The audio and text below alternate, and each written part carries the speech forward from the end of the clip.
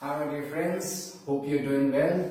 It's been a long time, but I'm sure you're taking good care of yourselves. Okay, stay safe, stay healthy within the confines of your home. Please do not venture out because you have me here taking care of you on the education part. Okay, so here today what we're going to do is solve 2.1 or get the concepts of exercise 2.1 of our mathematics textbook. Okay, so here we are looking after quadratic polynomials in the chapter polynomial. To quickly revise, what is a quadratic polynomial? A polynomial having degree 2 is called a quadratic polynomial. Okay, now what is the degree? The maximum power of the variable is called the degree of the polynomial. So here if you see, the variable here is x, okay, and the maximum power of x here is 2. So degree is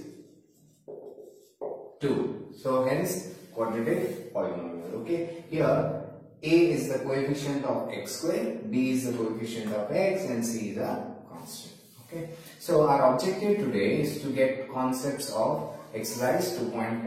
What you have been given are graphs. Okay, you have different curves represented on the graphs, and you need to identify the number of roots, okay, or the number of solutions. Okay, so here say this is our curve and the polynomial is in x, okay, p of x. So what we need to do is just check how many times the curve is intersecting the x-axis. Okay, so if you see here, this is 1, 2 and 3. So number of roots are 3.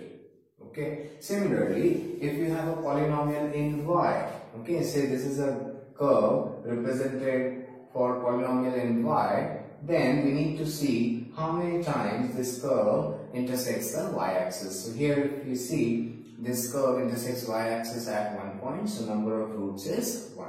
Okay, if the same curve would have been of a polynomial in variable x, for example, then I would count the number of points of intersection of the curve with the x-axis. Okay, so this is your x-axis, this is your y-axis. So I will take 1 and 2 as the 2 points of intersection of the curve on the x-axis. So these two are my roots. Okay, so this will help you solve exercise 2.1 of the chapter polynomials.